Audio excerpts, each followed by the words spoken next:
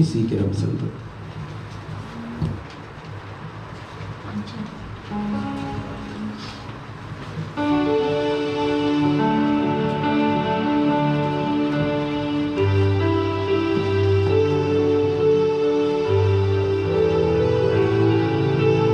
உன்னதை விட்டு சீக்கிரம் சென்று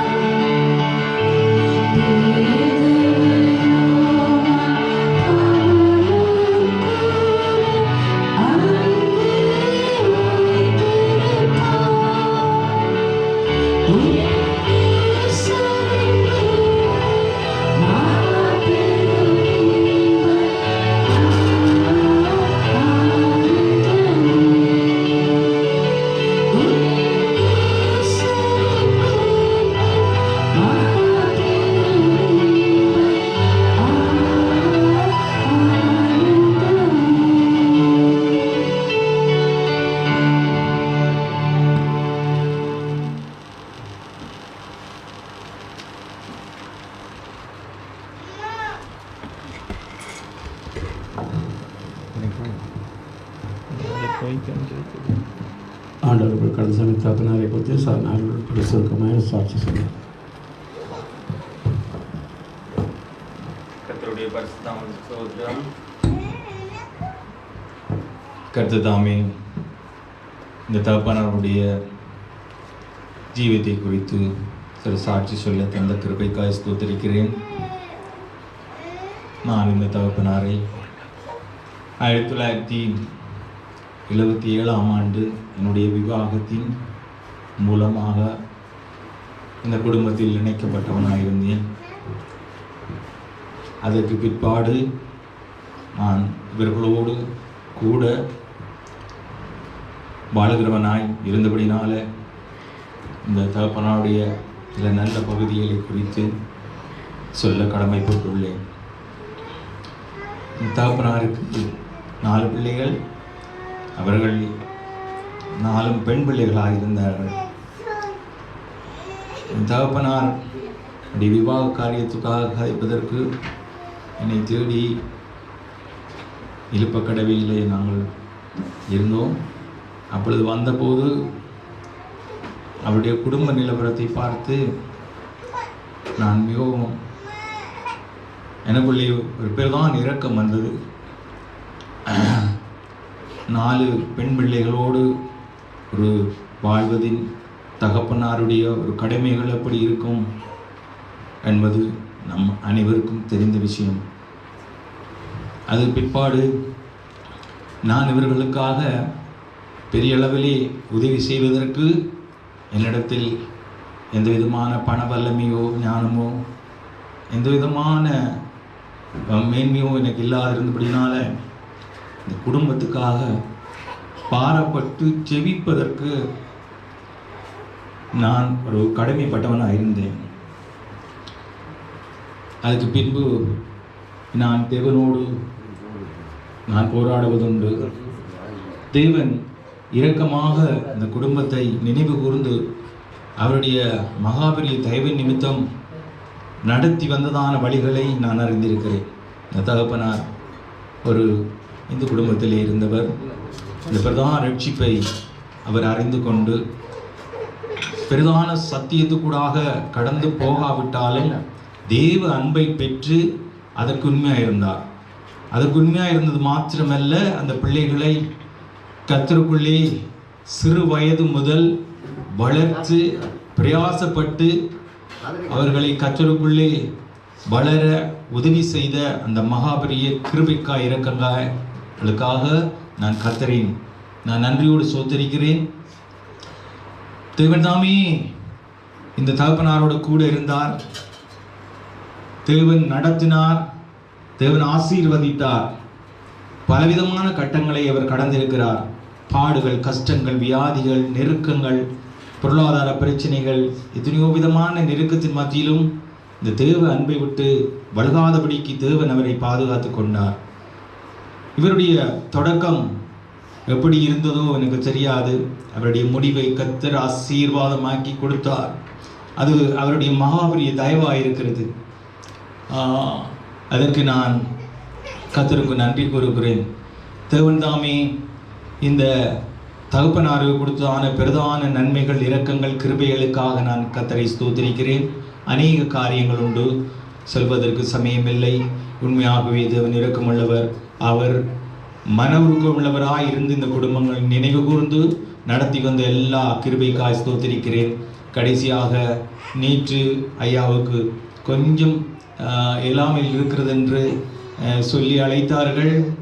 அப்போது நான் வந்து அந்த ஐயாவினுடைய இறுதி காரியங்களை பார்த்து அதை முடிப்பதற்கு கர்த்தர் அடியனுக்கு கொடுத்ததான பிரதான இரக்கங்கள் தயவுக்காக நான் நன்றியோடு இருக்கிறேன். அவர் மிகவும் அமைதியாக ஒரு கரைச்சல் இல்லாமல் ஒரு விதமான துன்பம் இல்லாமல் கர்த்தருக்குள்ளே கடந்து போனதை நாம் பார்க்கக்கூடியதாக இருந்தது.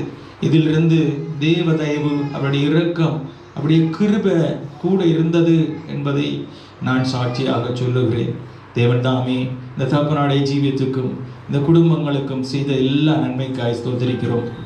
நல்ல பிள்ளைகளை கொடுத்தார், நல்ல மருமக்களை கொடுத்தார், நல்ல பேர பிள்ளைகளை கொடுத்தார். கடைசியாக அவர் நல்ல சமாதானத்தோடு கூட அவர் கர்த்தருக்குள்ளே ஆறுதலுக்குள்ளே பிரவேசிக்க கர்த்தர் செய்த இரக்கங்கள் கிருபைகளுக்காக என் தேவனை துதிக்கிறேன். கர்த்தருக்கு ஸ்தோத்திரம்.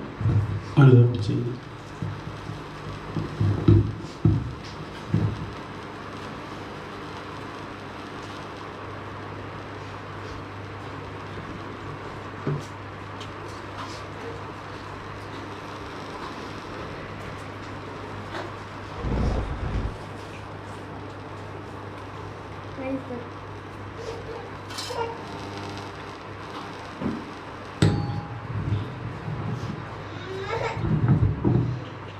Praise the Lord.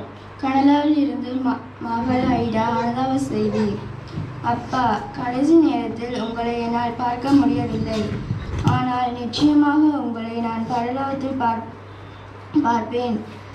தாயின் கருவில் உருவாகும் முன்னே தேவன் உங்களை பேர் சொல்லி அழைத்து இந்த மாபெரும் ரட்சிப்பை பெற்று அதன் மூலம் நீங்களும் அம்மாவும் சேர்ந்து ஒரு ஆவிக்குரிய மகளாக என்னை வளர்த்தீர்கள்.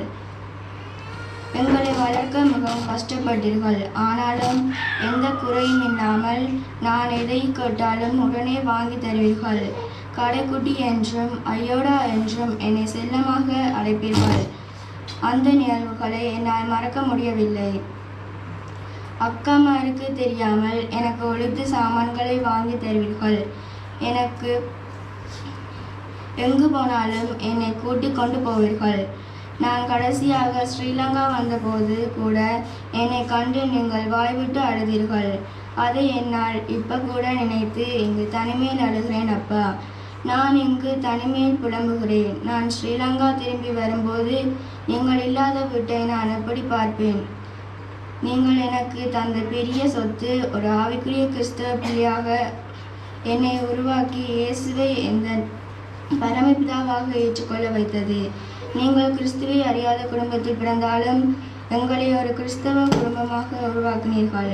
அதற்காக என் தேவனுக்கு நன்றி சொல்கின்றேன்.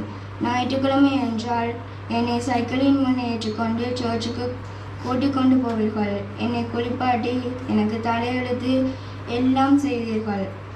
உங்களை நான் துன்பப்படுத்தியிருந்தால் கிறிஸ்துவுக்கு மன்னிப்பு கேட்கிறேன். 4 பெண் பிள்ளைகளை நீங்கள் பெற்றாலும் 4 பேருக்கும் சமமாக எல்லாம் செய்து உங்களுக்கு பேரில் ஒரு தவறு கூட சொல்ல முடியாமல் மரியாதையாக வளர்த்தீர்கள். உங்களை பார்த்து நான் நிறைய நல்ல குணங்களை கற்றுக்கொண்டேன்.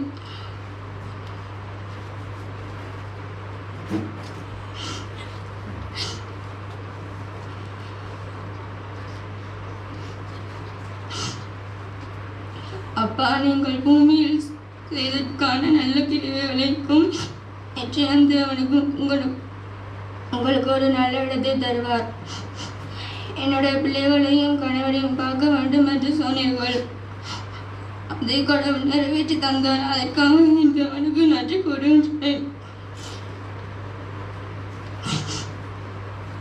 நான் இயேசுவிடம் கேட்ட விண்ணப்பம், உங்களை உயிரோடு ஒரு தரம் பார்த்தால் போதும், அதன் பின் உங்கள் ஆத்மா போகட்டும் என வேண்டினேன். நான் உங்களை பார்த்த பின்பு எனது மனதுக்கு சந்தோஷமானால் நான் தேவனிடம் கேட்ட விண்ணப்பம் நிறைவேற வேண்டும் என்று ஒவ்வொரு நாளும் தீர்க்க ஆசை கொடுங்கள் என்று கடவுளிடம் கெஞ்சினேன். ஆனால் தேவன் உங்கள் மேல் வைத்த அனாதி திட்டம் உங்களுக்கு நிறைவேறியது. அப்பா, எங்களை விட்டு உங்கள் ஆத்மா இயேசுவிடம் போய்விட்டது. நீங்கள் ஓடிய ஓட்டத்தை நாங்களும் முடித்து இயேசுவின் வருகையிலோ அல்லது மரணத்திலோ அங்கு வந்து உங்களை சந்திப்பேன். உங்கள் அன்பு மகள் கடைக்குட்டி ஐடா ரெமோன் ரெசிவா ரெனோஸ். Praise the Lord.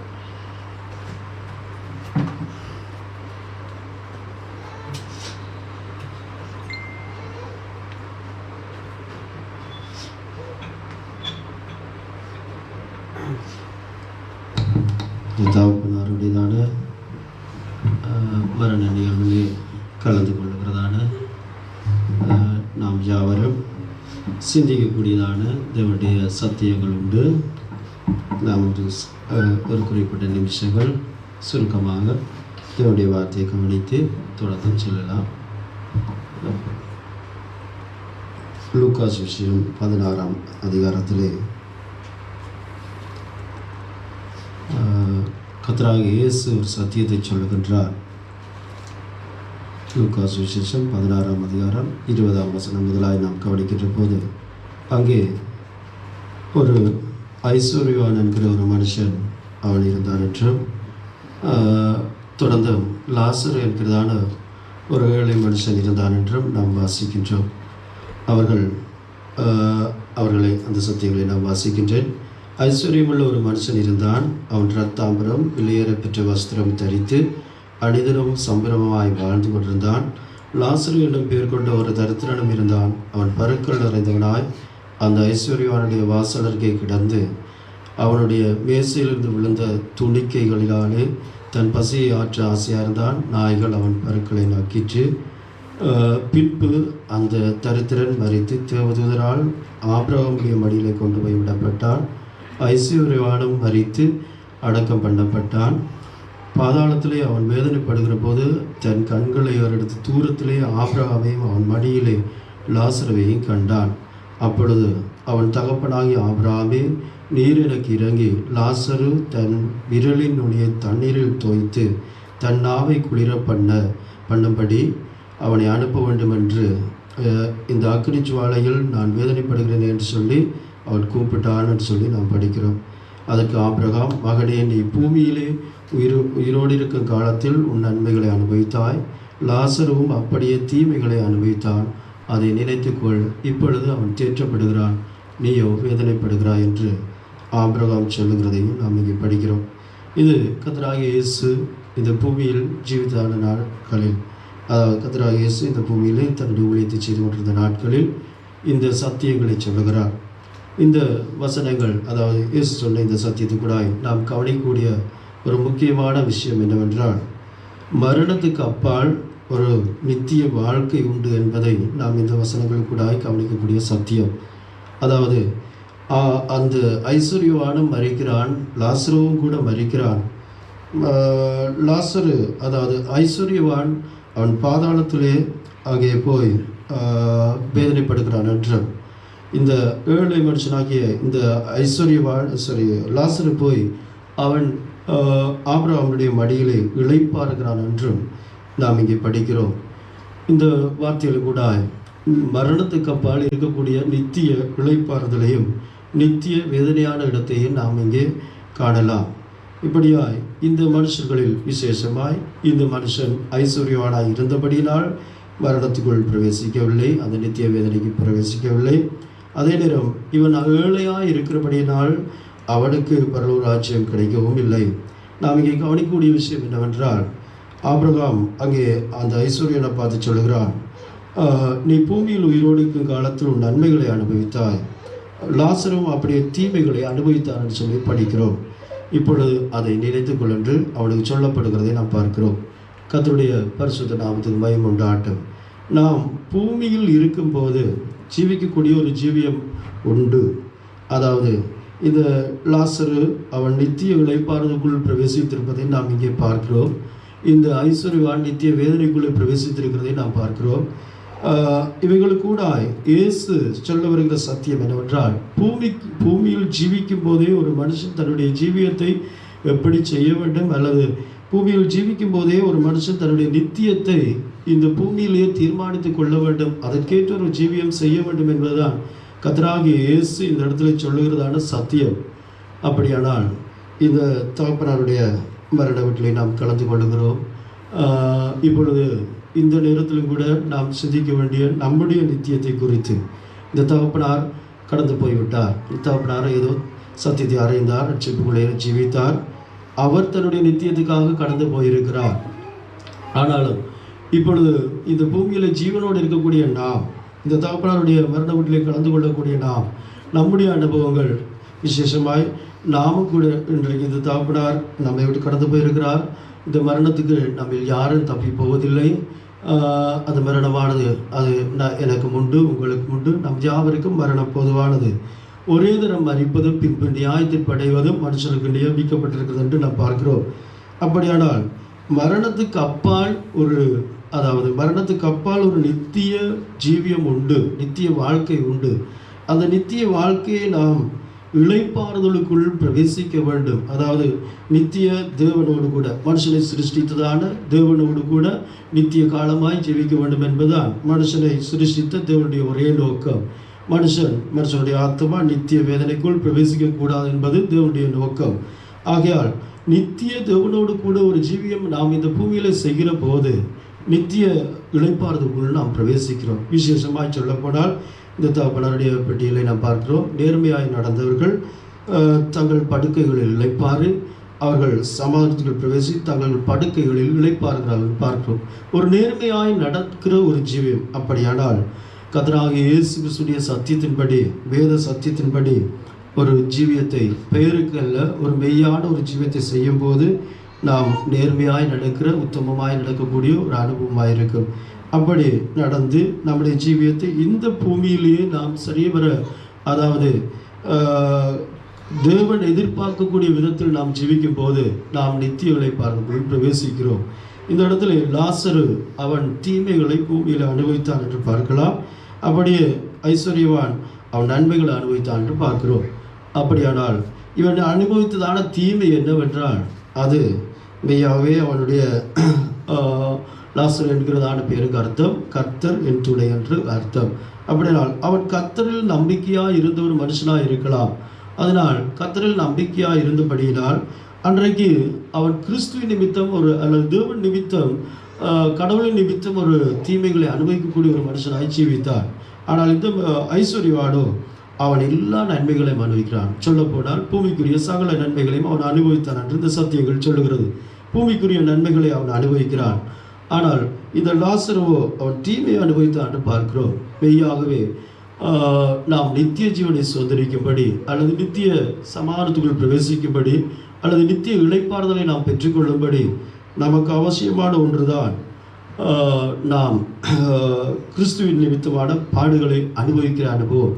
அதாவது கர்த்தராகிய இயேசு கிறிஸ்து கன்று ஒரு ஜீவியத்தை செய்கிற போது அது மெய்யாகவே அவருடைய சத்தியத்தின்படி ஜீவிக்கிற போது அது அவருக்காக பாடுபடுகிற ஒரு ஜீவியமாய் மாற்றப்படுகிறது.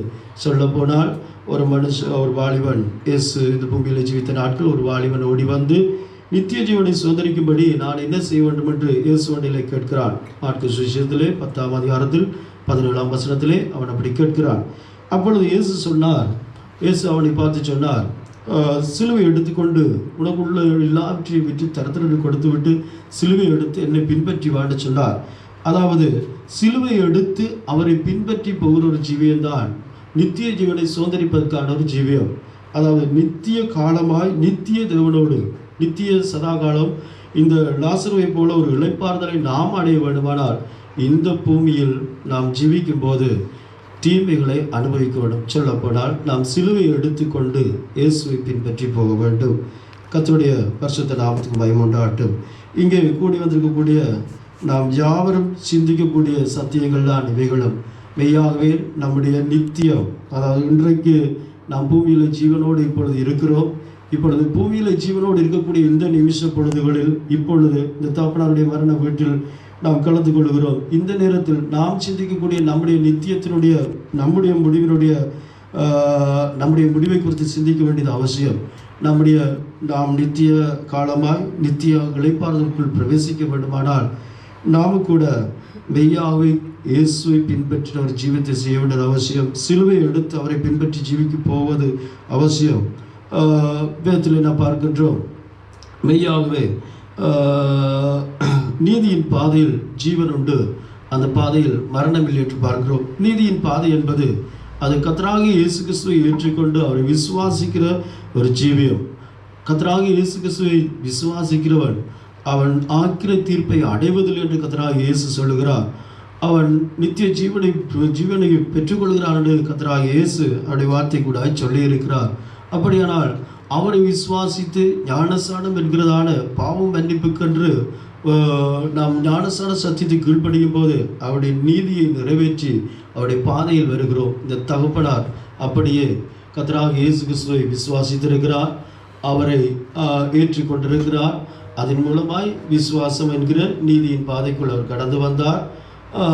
அதே நேரம் அவர் ஞானசார சத்தியத்தை கீழ்ப்படிந்த போது தேவனுடைய நீதியை நிறைவேற்றி நீதியின் பாதைக்குள்ளே பிரவேசித்திருக்கிறார். இப்படி நீதியின் பாதையிலே பிரவேசிக்கிற ஒரு மனுஷன் அவன் மரணத்தை காண்பதில்லை, அவன் நித்திய காலமாய் நித்திய ஜீவனை சுதந்திரிக்கிறான், நித்திய இளைப்பாறுதலுக்குள் பிரவேசிக்கிறான். ஆம் பிரியமானவர்களே, அப்படியானால் நாமும் கூட நித்திய ஜீவனை சுதந்திரிக்க வேண்டும் என்பதுதான் நம்முடைய தேவனுடைய ஒரே நோக்கம். அன்றைக்கு ஏதேன் என்கிறதான தோட்டத்தில் மனுஷனை சிருஷ்டித்ததான தேவன் அன்றைக்கு நித்திய ஜீவனிலே வளர வேண்டும் என்பதுதான் தேவனுடைய ஒரே நோக்கமாக இருந்தது. ஆனால் பாவத்தின் நிமித்தம் மனுஷன் தன்னுடைய நித்திய ஜீவனை அல்லது நித்திய வாழ்க்கையை அல்லது நித்திய மகிமையை இழந்து போய் இப்பொழுது இருக்கக்கூடியதான இந்த பாவ சாயலாய் மனுஷன் மாற்றப்பட்டான். பூமியானது சாபத்துக்கு உட்பட்டது. அதன் பிற்பாடு இன்றைக்கு இருக்கக்கூடிய மரணம் கூட மனுஷனை சந்தித்தது. ஆகையால் தேவனுக்கு ஒரு பிரியமான ஒரு ஜீவியம் செய்கிற, பாவத்தை வெறுத்த ஒரு ஜீவியம் செய்கிற ஜீவியம்தான் நித்திய ஜீவனுக்குள் நம்மை பிரவேசிக்கப்படும். நித்திய இளைப்பாறுதலுக்குள் நித்திய தேவனோடு நாம் ஜீவிக்க வேண்டுமாயிருந்தால் அவரை போன்ற ஒரு பரிசுத்த ஜீவியை நாம் இந்த பூமியில் செய்ய வேண்டியது அவசியம். அவருக்கென்று நம்முடைய ஜீவியத்தை சிலுவை எடுத்துக்கொண்டு அவரை பின்பற்றி போகிற அனுபவமாகிய சத்தியத்தின் நிமித்தம் பெறக்கூடிய எல்லா அனுபவங்களையும் சகித்து அவரை பின்பற்றி போகிற ஒரு அனுபவத்தை நாம் கொண்டிருக்க வேண்டும்.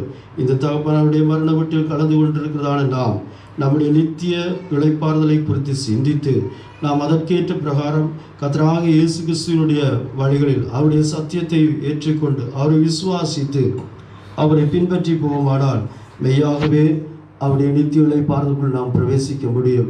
இந்த ஐஸ்வர்யவான் அவன் அனுதினம் சம்பிரமாய் ஜீவித்தான், அவன் பூமிக்குரிய எல்லா நன்மைகளையும் அனுபவித்தான். ஆனால் அவனோ இளைப்பாறுதலுக்குள் பிரவேசிக்க முடியாமல் போய்விட்டது. ஆனால் இந்த ஏழை லாசருவோ அவன் எல்லா தீமைகளையும் அனுபவித்த ஒரு மனுஷனாக இருக்கிறான்.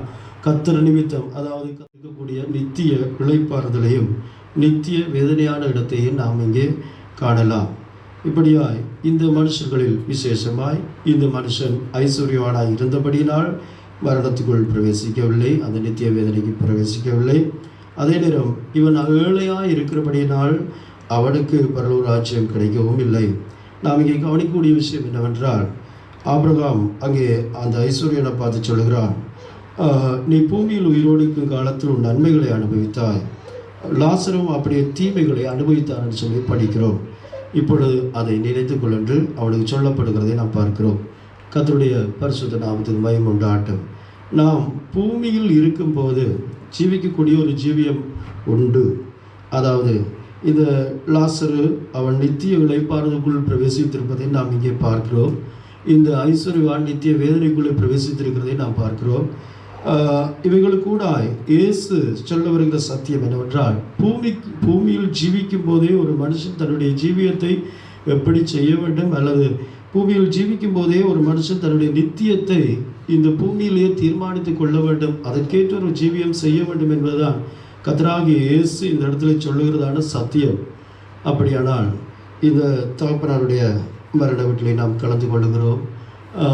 இப்பொழுது இந்த நேரத்திலும் கூட நாம் சிந்திக்க வேண்டிய நம்முடைய நித்தியத்தை குறித்து. இந்த தகப்பனார் கடந்து போய்விட்டார். இந்த தகப்பனார் ஏதோ சத்தியத்தை அறைந்தார், ரட்சிப்புக்குள்ளே ஜீவித்தார். அவர் தன்னுடைய நித்தியத்துக்காக கடந்து போயிருக்கிறார். ஆனாலும் இப்பொழுது இந்த பூமியில் ஜீவனோடு இருக்கக்கூடிய நாம், இந்த தகப்பனாருடைய மரண வீட்டிலே கலந்து கொள்ளக்கூடிய நாம், நம்முடைய அனுபவங்கள் விசேஷமாய் நாமும் கூட இன்றைக்கு இந்த தகப்பனார் நம்மை விட்டு கடந்து போயிருக்கிறார். இந்த மரணத்துக்கு நம்ம யாரும் தப்பி போவதில்லை. அந்த மரணமானது அது எனக்கு உண்டு, உங்களுக்கு உண்டு, நம் யாவருக்கும் மரணம் பொதுவானது. ஒரே தரம் மரிப்பது பின்பு நியாயத்தில் படைவதும் மனுஷனுக்கு நியமிக்கப்பட்டிருக்கிறது என்று நாம் பார்க்கிறோம்.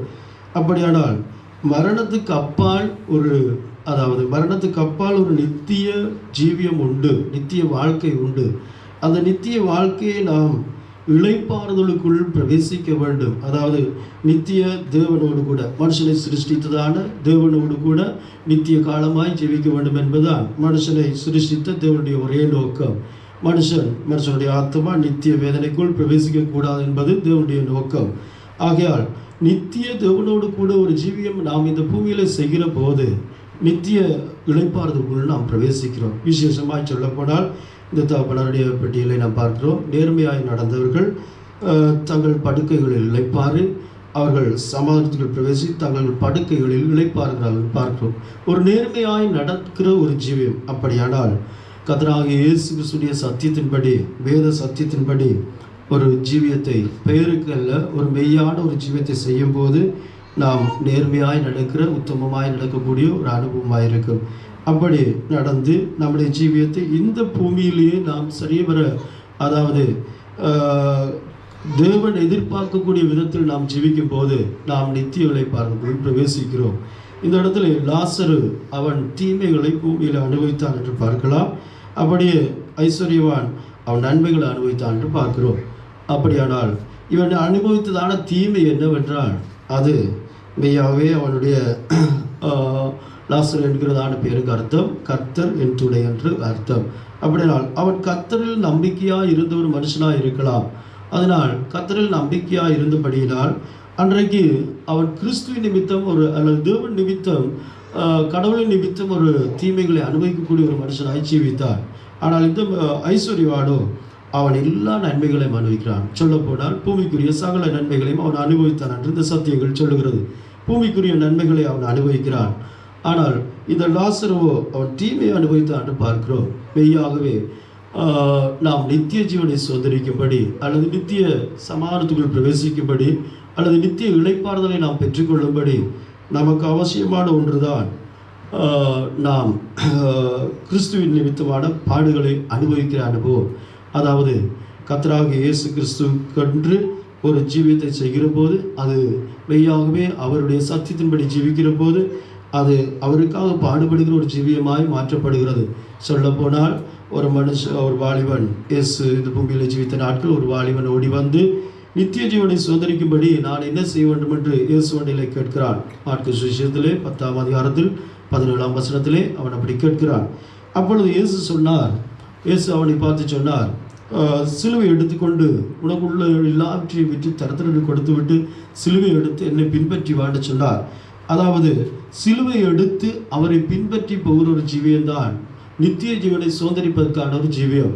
அதாவது நித்திய காலமாய் நித்திய தேவனோடு நித்திய சதாகாலம் இந்த லாசருவை போல ஒரு இளைப்பாறுதலை நாம் அடைய வேண்டுமானால் இந்த பூமியில் நாம் ஜீவிக்கும் போது தீமைகளை அனுபவிக்க வேண்டும். சொல்லப்போனால் நாம் சிலுவை எடுத்துக்கொண்டு இயேசுவை பின்பற்றி போக வேண்டும். கர்த்தருடைய பரிசுத்த நாமத்துக்கு மகிமை உண்டாகட்டும். இங்கே கூடி வந்திருக்கக்கூடிய நாம் யாவரும் சிந்திக்கக்கூடிய சத்தியங்கள் தான் இவைகளும். மெய்யாகவே நம்முடைய நித்தியம், அதாவது இன்றைக்கு நாம் பூமியில் ஜீவனோடு இப்பொழுது இருக்கிறோம். இப்பொழுது பூமியில் ஜீவனோடு இருக்கக்கூடிய இந்த நிமிஷ பொழுதுகளில் இப்பொழுது இந்த தகப்பனாருடைய மரண வீட்டில் நாம் கலந்து கொள்கிறோம். இந்த நேரத்தில் நாம் சிந்திக்கக்கூடிய நம்முடைய நித்தியத்தினுடைய நம்முடைய முடிவை குறித்து சிந்திக்க வேண்டியது அவசியம். நாம் நித்திய காலமாய் நித்திய இளைப்பாறுதலுக்குள் பிரவேசிக்க வேண்டுமானால் நாமும் கூட மெய்யாகவே இயேசுவை பின்பற்றின ஒரு ஜீவித்தை செய்ய வேண்டியது அவசியம். சிலுவை எடுத்து அவரை பின்பற்றி ஜீவிக்க போவது அவசியம். வேதத்தில் நாம் பார்க்கின்றோம், மெய்யாகவே நீதியின் பாதையில் ஜீவன் உண்டு, அந்த பாதையில் மரணமில்லை என்று பார்க்கிறோம். நீதியின் பாதை என்பது அது கர்த்தராகிய இயேசு கிறிஸ்துவை ஏற்றுக்கொண்டு அவரை விசுவாசிக்கிற ஒரு ஜீவியம். கர்த்தராகிய இயேசு கிறிஸ்துவை விசுவாசிக்கிறவன் அவன் ஆக்கிர தீர்ப்பை அடைவதில்லை என்று கர்த்தராகிய இயேசு சொல்லுகிறார். அவன் நித்திய ஜீவனை பெற்றுக்கொள்கிறான் என்று கர்த்தராகிய இயேசு அவருடைய வார்த்தை கூட சொல்லியிருக்கிறார்.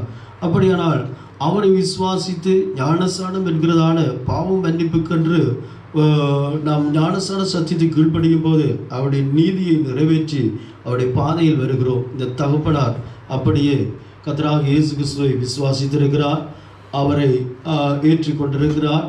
அதன் மூலமாய் விசுவாசம் என்கிற நீதியின் பாதைக்குள் அவர் கடந்து வந்தார். அதே நேரம் அவர் ஞானஸ்நான சத்தியத்தை கீழ்ப்படிந்த போது தேவனுடைய நீதியை நிறைவேற்றி நீதியின் பாதைக்குள்ளே பிரவேசித்திருக்கிறார்.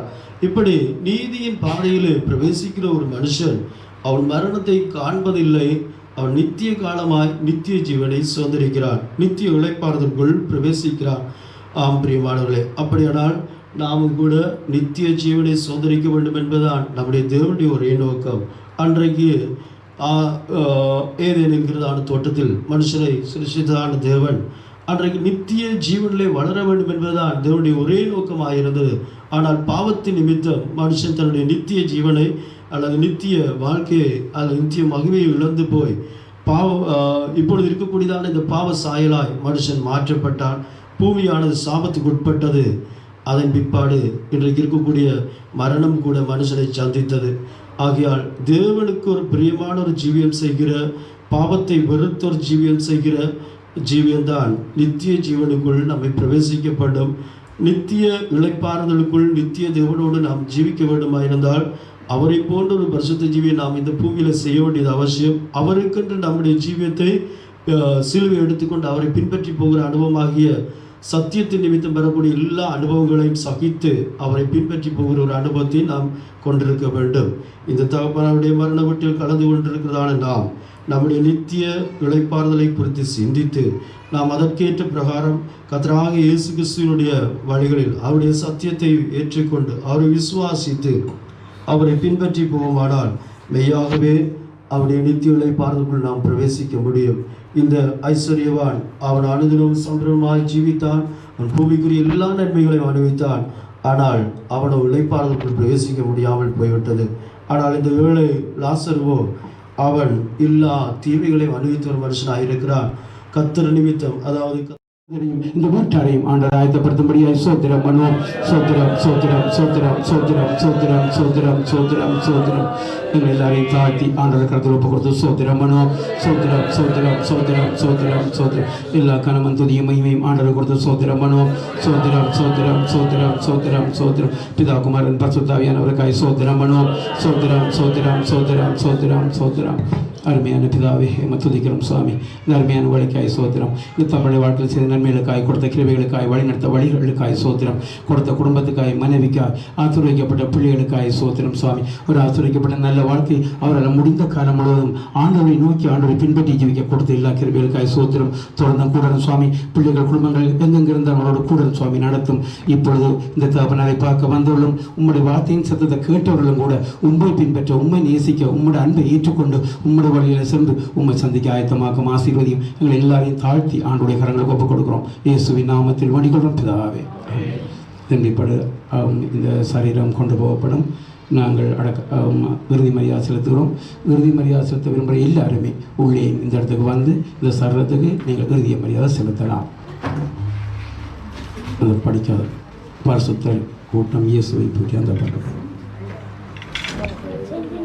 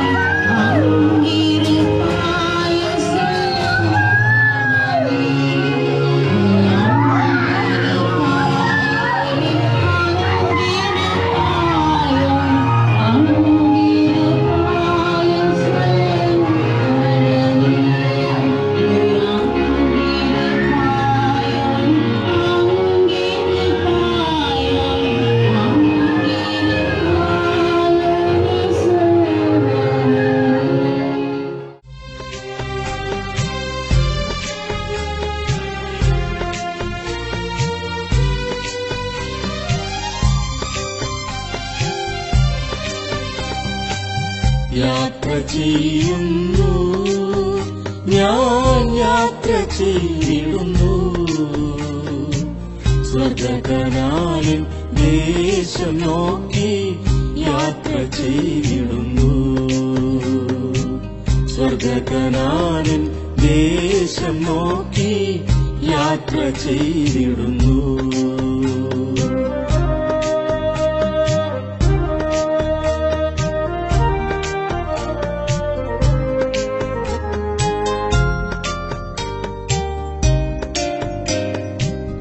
മിസ്രയീമിൽ പാപത്തിന് ദാസനായി ഞാൻ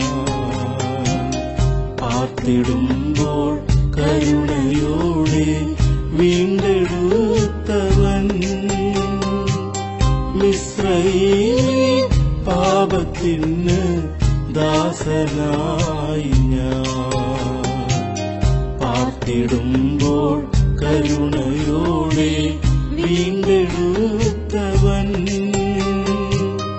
അഗ്നിമേഘ സ്തംഭമായി കൂടുള്ളതാൽ തിരിതെല്ലും ഇല്ലെനിക്ക് യാത്രയിൽ.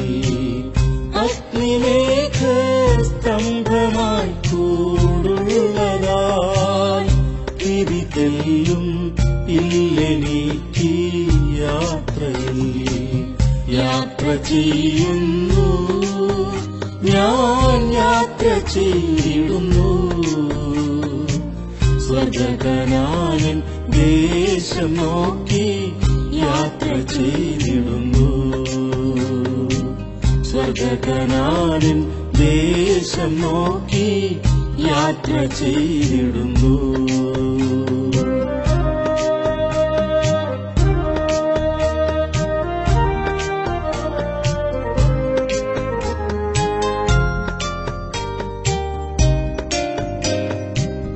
ചെങ്കടലും തടസ്സമായി കണ്ടതില്ല ഞാൻ. സ്നാനമേറ്റു ക്രിസ്തുവോടു ചേർന്നിതല്ലോ ഞാൻ. ചെങ്കടലും തടസ്സമായി കണ്ടതില്ല ഞാൻ. സ്നാനമേറ്റു ക്രിസ്തുവോടു ചേർന്നിതല്ലോ ഞാൻ. ജീവനിൽ ഞാൻ പുതുക്കത്തോടെ നടന്നിടാൻ ജീവനിൽ നൽ സമൃദ്ധിയുണ്ടീ പാതയിൽ. ജീവനിൽ ഞാൻ പുതുക്കത്തോടെ നടന്നിടാൻ ജീവനിൽ നൽ സമൃദ്ധിയുണ്ടീ പാതയിൽ. യാത്ര ചെയ്യുന്നു, ഞാൻ യാത്ര ചെയ്തിടുന്നു. സ്വർഗകനാലിൻ ദേശം നോക്കി യാത്ര ചെയ്തിടുന്നു. സ്വർഗകനാലിൻ ദേശം നോക്കി യാത്ര ചെയ്തിടുന്നു.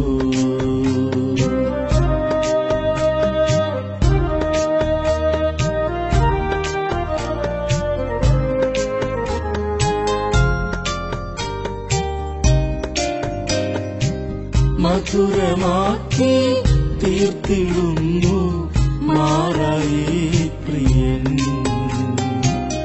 രോഗമെല്ലാം പോക്കി സൗഖ്യം തന്നിടുന്നവൻ. മധുരമാക്കി തീർത്തിടുന്നു മാറായി.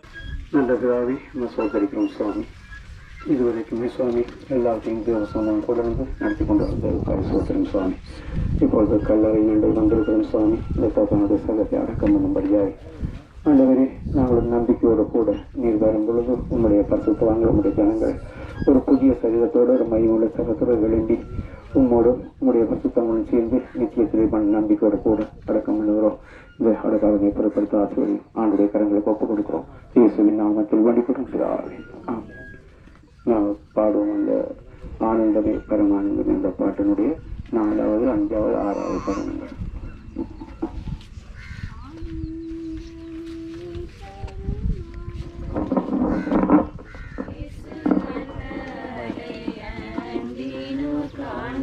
இயேசு அண்ணரை அண்டினோம் ஆனந்தமே. ஊராரவாசிகளாது நமக்கென்று உயிரெங்கும் மாதென்றும் சொல்லலாமோ. ஊராரவாசிகளாது நமக்கென்று உயிரெங்கும் நாடென்றும் சொல்லலாமோ. கைவேலையல்லாத வீடொன்றை மேலேதான் செய்வேன் என சொல்லி போகலையோ. கைவேலையல்லாத வீடொன்றை மேலேதான் செய்வேன் என சொல்லி போகலையோ. ஆனந்தமே பரமானந்தமே இயேசு அண்ணலை அண்டினோம் ஆனந்தமே. இயேசு அண்ணலை அண்டினோம் ஆனந்தமே. துன்பங்கள் தொல்லை எடுக்க இடறிவை துன்பமை அண்டி வந்திடினும். துன்பங்கள் தொல்லை எடுக்க இடறிவை துன்பமை அண்டி வந்திடினும்.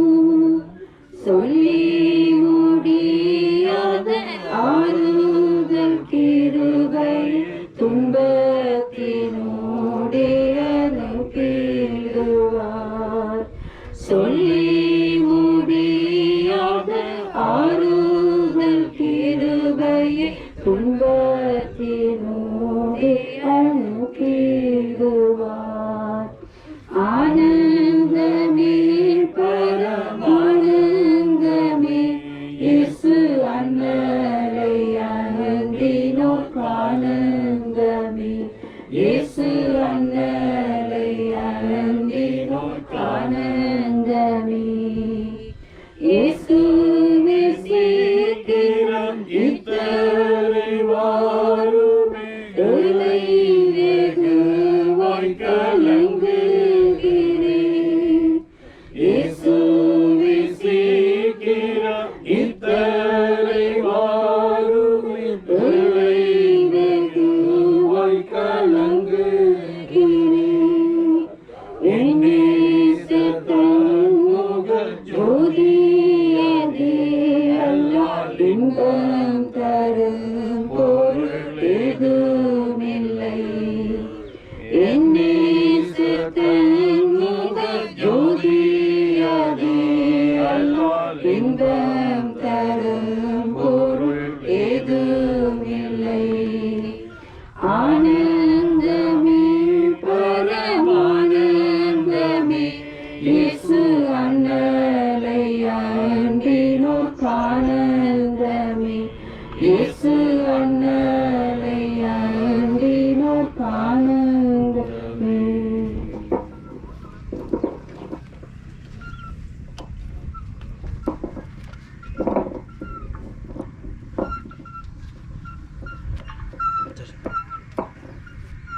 தயவு செய்து ஒரு சொற்ப நேரம் மாத்திரம் பொறுமையாக இருந்து நான் சொல்கிற ஒரு வாக்கியம் மாத்திரம் கேட்டுக்கொள்ளும்படி உங்களை தயவாக வேண்டிக் கொள்ளுகிறேன். ஆண்டுடைய நாமத்துக்கு சூத்திரம். தானியேல் கடைசி அதிகாரம் 12ஆம் அதிகாரம் 13ஆம் வசனம். நீயோ ஒன்றால் முடிவு மட்டும் போயிரு, இளைப்பாறை கொண்டிருந்து நாட்களின் முடிவிலே உன் சுதந்திர வீதத்துக்கு எழுந்திருப்பாய். இது இந்த தானியேல் என்ற தேவ மனுஷனுக்கு தேவதூதனால் அவர் ஜெபிக்கிற நேரம் அவருடைய முடிவை பற்றி சொல்லப்பட்ட ஒரு வார்த்தை. தேவ பிள்ளைகளுக்கு தங்களோட வாழ்க்கையில் எல்லாருக்கும் ஒரு முடிவு இருக்கு. ஆனால் தேவ பிள்ளைகளுடைய இந்த வேதத்தில் கிறிஸ்தவர்களுடைய ஒரு முடிவு என்னவென்றால் அவர்களுக்கு ஒரு நம்பிக்கை இருக்கு. இங்கே தேவதூதன் தானியேலுக்கு சொன்னார், நீ ஒன்றால் முடிவு மட்டும் போயிரு, இளைப்பாறை கொண்டது நாட்கள் முடிவிலே உன் சுதந்திர வீதத்துக்கு நீ எழுந்திருப்பாய். அப்படினால் இப்படி இந்த தகப்பனாரை அடக்கம் பண்ண வந்திருக்கிறோம்.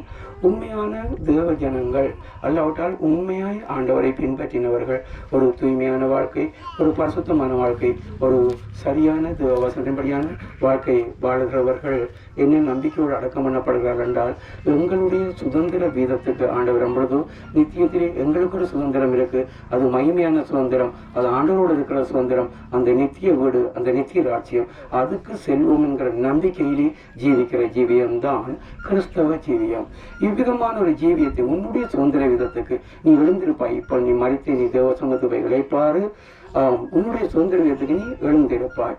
எப்படி எனக்கு எழும்பலாம் என்றால், இங்கே அவருடைய வாழ்க்கையின் ஒரு காரியத்தை நாங்கள் பார்க்கிறோம். அந்த தானியேல் என்றது யூத வாலிபனாக இருந்தவர். அவர்கள் இப்பொழுது இருக்கிற ஈராக் என்றால அந்த சாம்ராஜ்யமாக இருந்த தேசத்தினாலே சிறைப்பிடிக்கப்பட்டு போயிருந்த நேரம்தான் இந்த புத்தகம் எழுதப்பட்ட என்று கொடுக்கப்பட்டிருக்கிறது. அந்த கல்தியர் தேசம் இப்போ இருக்கிற ஈராக் தேசத்துக்கு பிடிபட்டு போய் அந்த ராஜா வைத்திருந்த நேரத்தில் அவர்களுக்கு செய்யப்பட்டது என்னவென்றால், அவர்களுக்கு கல்தியரின் எழுத்தையும் பாசையையும் கற்றுக் கொடுக்கவும் ராஜா தன் பிரதானிகளின் தலைவனாகிய அஸ்பேனாசுக்கு கற்பித்தான். ராஜா தான் உண்ணும் போஜனத்திலேயும் தான் குடிக்கும் திராட்சரசத்திலேயும் ஒரு பங்கை அவர்களுக்கு நியமித்து அவர்களை 3 வருஷம் வளர்க்கவும் அதன் முடிவிலே அவர்கள் ராஜாவுக்கு முன்பாக நிற்கும்படி செய்யவும் கட்டளையிட்டான். அவர்களுக்குள் யூத புத்திரராகிய தானியேல், அனனியா, மிசாவேல், அசரியா என்பவர்கள் இருந்தார்கள். பிரதானிகளின் தலைவன் தானியேலுக்கு பெல்சாத்சார் என்னும், அனனியாவுக்கு சாத்ராக் என்றும், மிசாவேலுக்கு மேஷாக் என்றும், அசரியாவுக்கு ஆபேத்நேகோ என்றும் மறுபெயரிட்டான். தானியேல் ராஜாவின் போஜனத்தினாலும் அவர் பானம் பண்ணும் திராட்சரசத்தினாலும் தன்னை தீட்டுப்படுத்தலாகாதென்று தன் இருதயத்தில் தீர்மானம் பண்ணி கொண்டு தன்னை தீட்டுப்படுத்தாதபடி பிரதானிகளின் தலைவனிடத்தில் வேண்டிக் கொண்டான். பிரியமானவர்களே, என்ன சொல்கிறேன் என்றால், இந்த தானியேலுக்கு சொல்லப்பட்டது தேவதூதனால் உன்னுடைய சுதந்திர வீதத்துக்கு நீ எழுந்திருப்பார்.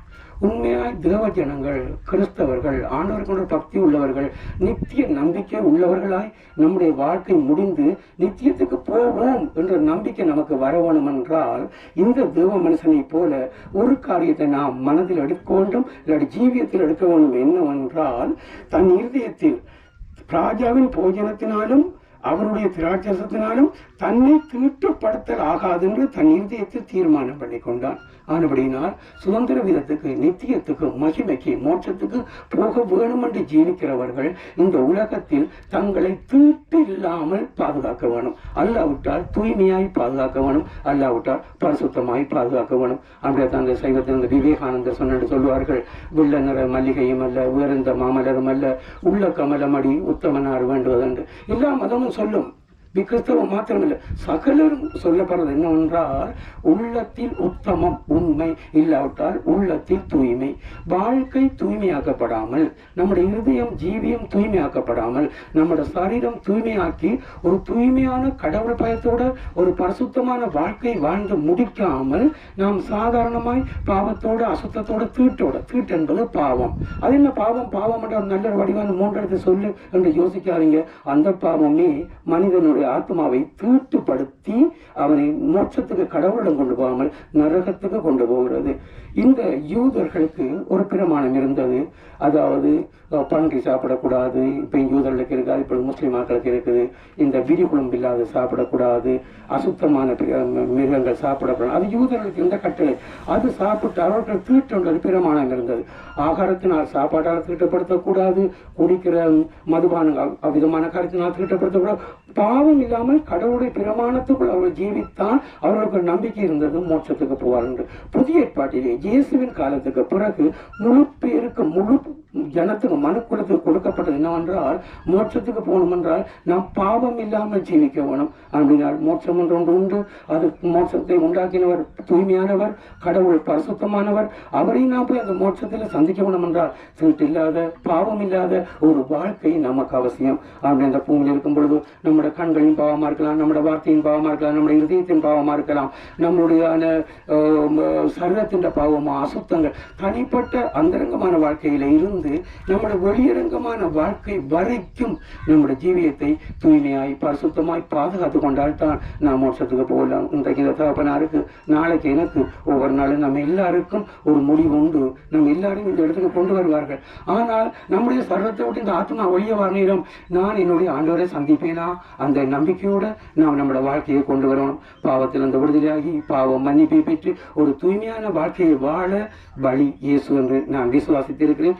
விசுவாசித்து நம்புறது மாற்றமல்ல, அதை என்னுடைய வாழ்க்கையில் அனுபவித்து வருகிறேன் என்று நான் உங்களுக்கு சொல்லுகிறேன். என்னுடைய 19வது வயதில் நான் ஒரு பெந்தகோஸ்தே சபையில் பிறந்தவன் அல்ல. நான் ஒரு மதத்தில் இருந்தவன். குறிப்பிட்ட ஒரு பிரச்சனையை நிமித்தம், என் தகப்பனுக்கு வந்த ஒரு பிரச்சனையை நிமித்தம் ஆண்டவர் இயேசுவை அப்பா இயேசுவை ஏற்றுக்கொண்டார். நானும் ஏற்றுக்கொண்டேன் என்னுடைய 19வது வயதில். இன்றைக்கு நான் சொல்லக்கூடியது என்னவென்றால், இயேசுவை ஏற்றுக்கொண்ட நாளில் அந்த தீட்டை ஆண்டவர் மன்னித்தார், என்னை விடுதலை ஆக்கினார். அந்த பெற்றாருக்கு தெரியாமல் இருந்த சினிமா என்னை விட்டு போனது, குடிக்கிறது என்னை விட்டு போட்டுனது, பிள்ளையான கூட்டாளிமார் என்னை விட்டு போனது, அசுத்தம், பாவம், பொல்லாப்பு, எதுவோ அது அன்றிலிருந்து இன்றைக்கு வரைக்கும் என்னை விட்டு போனது. தீட்டு இல்லாமல் பாவம் இல்லாமல் ஜீவிக்கிறேன் என்று ஆண்டவர் முன்பாய் உங்கள் எல்லாரும் முன்பாய் நான் ஒரு சிறிய சாட்சி சொல்லியிருக்கிறேன். என்ன சொல்கிறேன் என்றால், இன்றைக்கு இந்த ஐயாவுக்கு நாளைக்கு எனக்கு என்றாலும் எனக்கு அந்த மரண பயம் இல்லாத ஒரு நம்பிக்கையோடு ஜீவித்துக் கொண்டிருக்கிறோம். எனக்கும் ஒரு மகிமை உள்ள சுதந்திரம் உண்டு, எனக்கும் ஆண்டவரோட சிங்காசனம் உண்டு, எனக்கும் ஒரு ராஜ்யம் உண்டு, எனக்கும் ஒரு நித்திய வீடு உண்டு. இயேசு அதை எனக்கு தருவார். ஏனென்றால் என்னுடைய வாழ்க்கையின் அனுபவம் விசுவாசம் என்னவென்றால், பாவங்களை மன்னிக்க சிலுவையிலே ஜீவனை கொடுத்து ரட்சிக்கும்படியாய் தன்னை பலியாக்கி ரத்தம் சிந்தி எந்த பாவத்தை ஏற்று அடிக்கப்பட்டவர் இயேசு மட்டும்தான். அதை விசுவாசித்த நாள்ல இருந்து, ஏற்றுக்கொண்ட நாள்ல இருந்து, நம்பின நாள்ல இருந்து, அந்த பாவமா, பொய்யா, களவா, சண்டையா சகலத்திலிருந்தும் ஆண்டவர் எங்களை மன்னித்து விடுதலாக்கி இன்றைக்கு வரைக்கும் தூய்மை தூய்மை தூய்மை மோட்சம் மோட்சம் ஒன்றை ஓட செய்திருக்கிறார். நாளைக்கு நான் மறைத்தாலும் என்னுடைய சுதந்திர விதத்துக்கு எழுந்திருப்பேன் என்ற நம்பிக்கையோடு நாங்கள் ஓடிக்கொண்டிருக்கிறோம். ஆனபடியினால் இந்த மனுஷன் ஒரு காரியம் செய்தார், தன்னை பாவம் இல்லாமல் காத்து கொண்டார். அடுத்த காரியம் என்ன செய்தார் என்றால், ஆதலால் இப்போதும் அடுத்த காரியம் என்ன செய்தார் என்றால், தானியேல் என்றால் அந்த பத்திரத்துக்கு கையெழுத்து வைக்கப்பட்டது என்று அறிந்த போதிலும் தன் வீட்டுக்குள்ளே போய் தன் மேல் அறையிலே எருசலேமுக்கு நேராக பலகணிகள் திறந்திருக்க அங்கே தான் 3 வேளையும் செய்து வந்தபடியே தினமும் 3 வேளையும் தேவனுக்கு முன்பாக முழங்காட்படியிட்டு ஜெபம் பண்ணி சோத்திரம் செலுத்தினார். பிரியமானவர்களே, நமக்கு ஒரு சுதந்திரம் இருக்கு. அந்த சுதந்திரத்தை நம்ம பாவத்தோட, அசுத்தத்தோட, குடிவடியோட, பெத்தில போட்டு குடிச்சு வெறிச்சு சண்டை பிடிச்சி பில்லி சுனியம் செய்து விபச்சாரம் செய்து மனைவிக்கு தெரிஞ்ச ஒரு வாழ்க்கை, மனைவிக்கு தெரியாத ஒரு வாழ்க்கை, கணவன் அறிந்த ஒரு வாழ்க்கை, கணவன் அறியாத வாழ்க்கை, அந்த வாழ்க்கையை வெளியில சொல்ல முடியாது.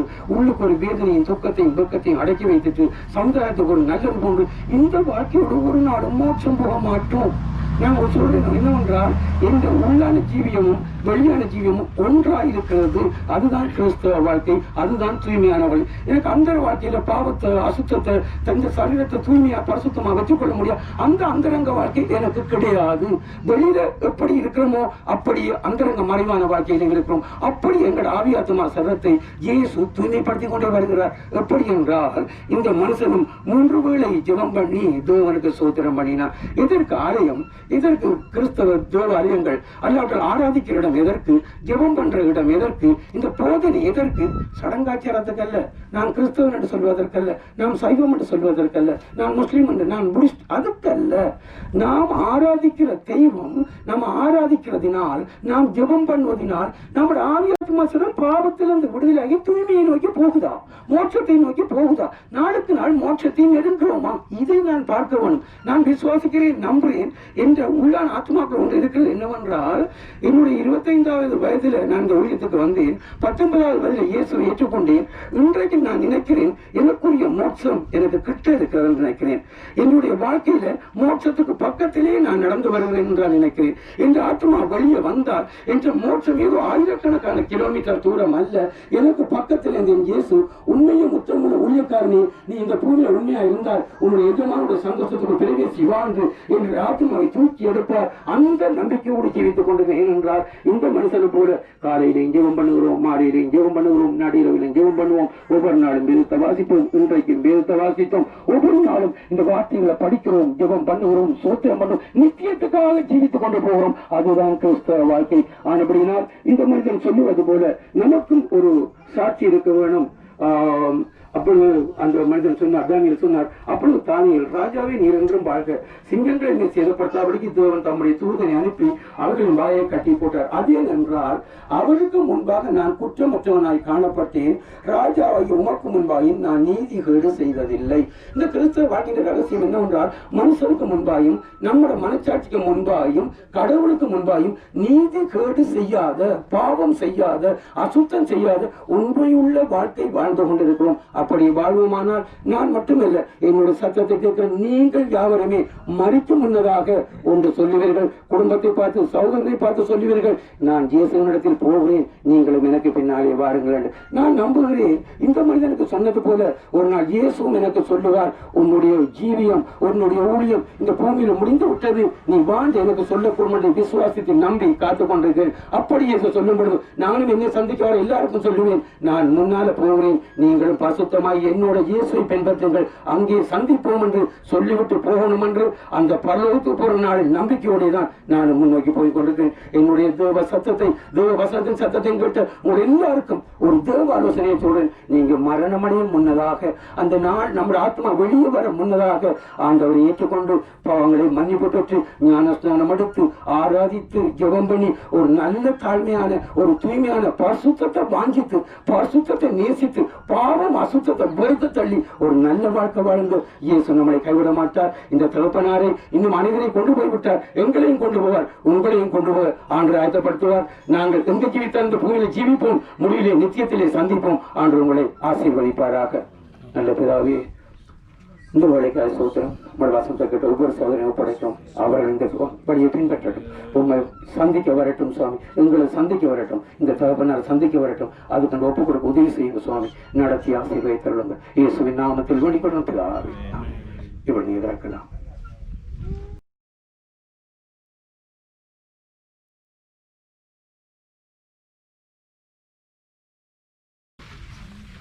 பாக்குறீங்களா? பார்த்து கொள்ளுங்க. நாங்கள் கடையில் பிரச்சனையும் இல்லை. வேற பார்க்க வேண்டியிருக்கா? இல்லை தானே? கொஞ்சம் பலமானவர்கள். பிரியன்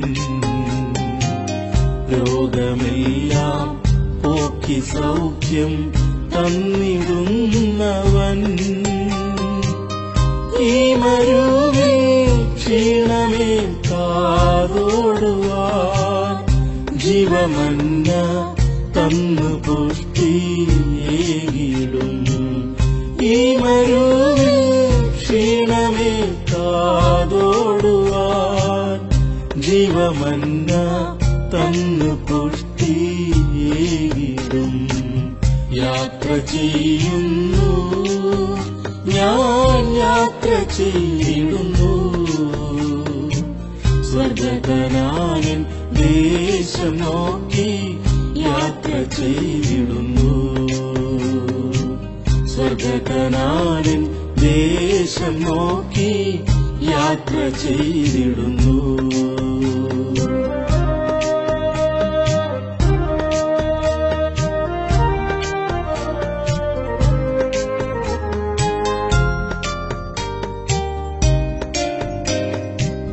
ശോഭിതമാം ശാലിം നഗരം ഒരുക്കുന്നായതാ വെടിഞ്ഞിടുന്നു മായലോക മഹിമകൾ ദിനം ശോഭിതമാം ശാലിം നഗരം ഒരുക്കുന്നായതാ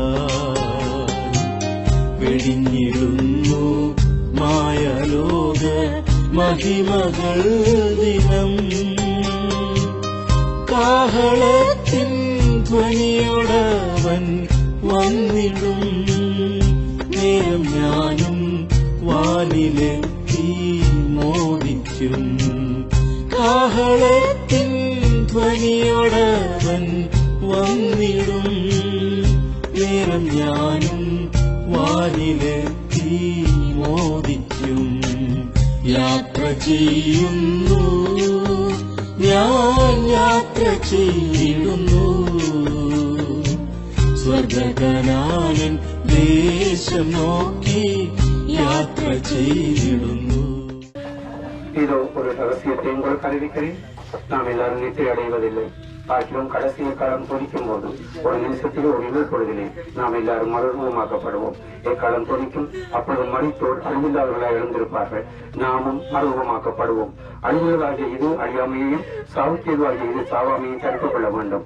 அழிவுள்ளதாகிய இது அழியாமையும் சாவுக்கேதுவாகிய இது சாவாமையும் தடுத்துக் கொள்ளும் போது மரணம் ஜெயமாக விழுங்கப்பட்டது என்கிற வார்த்தை நிறைவேறும். மரணமே உன் கூரங்கே பாதாளமே உன் ஜெயம். மரணத்தின் ஒரு பாவம், பாவத்தின் பல நியாய பிரமாணம் நம்முடைய கர்த்தராகிய இயேசு கிறிஸ்துவின் நாமத்தினாலே ஜெயம் கொடுக்க சோதரம். கர்த்தாவே சோதரம் சுவாமி, நம்பிக்கையோடு அடக்கம் பண்ணியிருக்கிறோம். நீர் வரும் பொழுது இந்த தகப்பனாரும் முன்மறித்த பரிசுத்தவான்களும் உம்மோடு மகிமையுள்ள சரீரத்தோடு சந்திரனை போல சூரியனை போல பிரகாசிக்கிறார் எழுந்து நம்பிக்கையோடு அடக்கம் பண்ணும் சுவாமி. தூக்கப்படுவதேன பிரயாவரையும் ஆறுதல்படுத்தி நடத்தும் சுவாமி. வேதாரியம் ஆசீர்வதித்தள்ளும் இயேசுவின் நாமத்தில் வேண்டிக் கொள்ளும் பிதாவே. பிதாவாய் தன்னுடைய அன்பும் இயேசு தன்னுடைய கிருபை பரிசுத்தாவுடைய அந்யோன்யாட்சியமும் இயேசுராமையில் வரம் வரைக்கும் நகரையோடும் கூட இருப்பதாக. மண்பொருள் எல்லாரும் மண்ணை போட்டு கொடுக்கிறோம். என் ஜீவனாம் என் இயேசுவே, என்று நான் உம்மை கண்டிடுவேன். என் ஜீவனாம் என் இயேசுவே, என்று நான் உம்மை.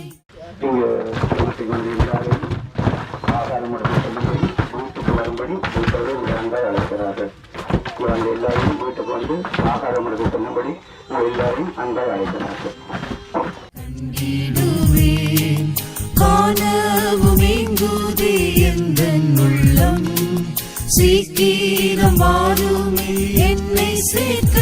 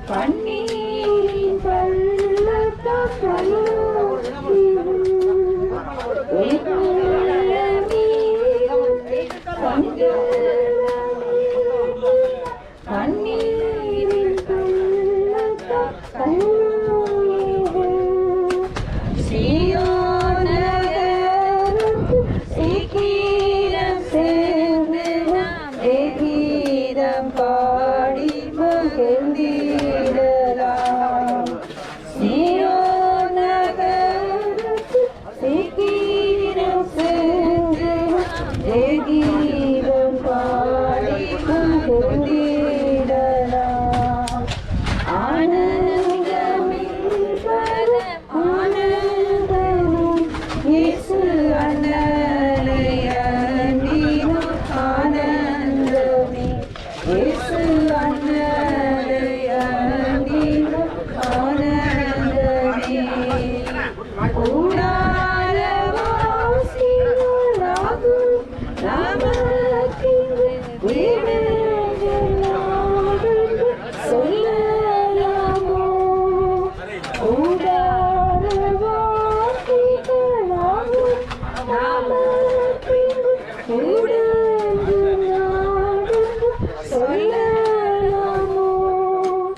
கைவேலையல்லோடு விடோன்றை மேலே செய்வேன் என சொல்லி புகழையோ.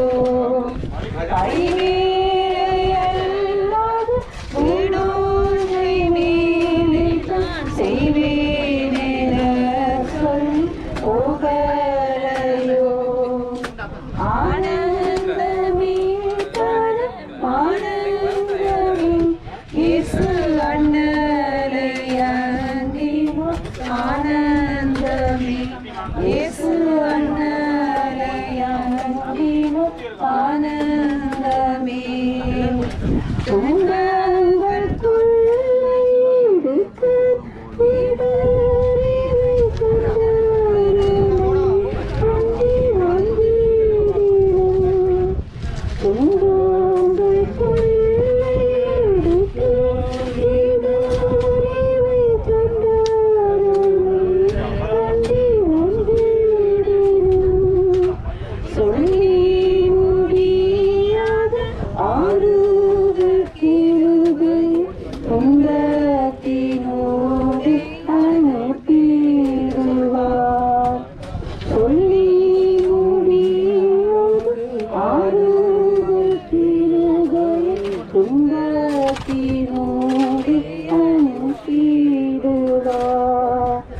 ஆனந்தமே ஆனந்தமே இயேசு அண்ணலை அண்டினோ. ஆனந்தமே இயேசு அண்ணலை அண்டினோ. ஆனந்தமே இயேசுவை சீக்கிரம் இத்தனை வாருமே வெகுவாய் கலங்குகிறேன். இயேசுவை சீக்கிரம் இத்தனை வாருமே வெகுவாய் கலங்குகிறேன். என் இயேசு கண்ணுக்கு ஜோதியாகி எல்லாம் இன்பம் தரும் பொருள் எதுவுமில்லை. என் இயேசு கண்ணுக்கு ஜோதியாகி எல்லாம் இன்பம் தரும் பொருள் எதுவுமில்லை. ஆனந்தமே பரமானந்தமே இயேசு அண்ணலை அண்டினோ. ஆனந்தமே இயேசு அண்ணலை அண்டினோ. ஆனந்தமே துன்பங்கள் துள்ளை எடுக்க இடறிவை கொண்டு துணை அண்டி வந்திடுவோம். துன்பங்கள் துள்ளை எடுக்க இடறிவை கொண்டவரமை அண்டி வந்திடுவோம். சொல்லி முடியாத ஆறுதல் கிருபை துன்பத்தினோடு அனுப்பிடுவார். சொல்லி முடியாத ஆறுதல் கிருபை துன்பத்தினோடு அனுப்பிடுவார். ஆனந்தமே ஆனந்தமே இயேசு அண்ணலை அண்டினோ. ஆனந்தமே இயேசு அண்ணலை அண்டினோ. ஆனந்தமே இயேசுவை சீக்கிரம் இத்தனை வாருமே வெகுவாய் கலங்குகிறேன். இயேசுவை சீக்கிரம் இத்தனை வாருமே வெகுவாய் கலங்குகிறேன். என் இயேசு கண்ணுக்கு ஜோதியாகி எல்லாம் இன்பம் தரும் பொருள் எதுவுமில்லை. என் இயேசு கண்ணுக்கு ஜோதியாகி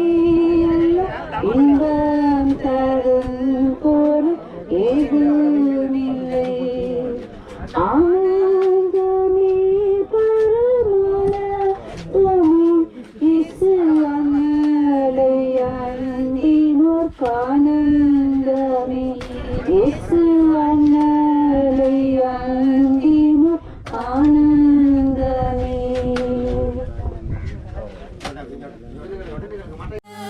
எங்குதே எந்தன் உள்ளம் சீக்கிரமாகுமே என்னை சேர்க்க.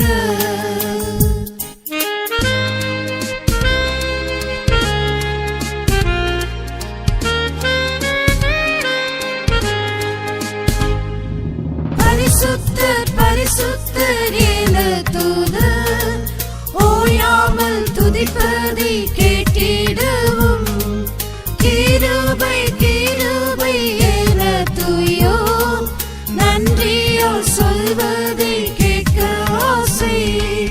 என் ஜீவனாம் என் இயேசுவே என்று நான் உம்மை கண்டிடுவேன்.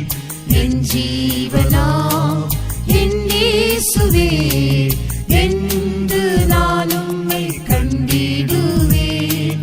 காணவும் எங்குதே எந்தன் உள்ளம் சீக்கிரம் வாருமே என்னை சேர்க்க. காணவும் எங்குதே எந்தன் உள்ளம் சீக்கிரம் வாருமே என்னை சேர்க்க. தம்முயிர் என்ற என் பரமனின் பாதத்தை என்றென்றும் நான் பணிவேன்.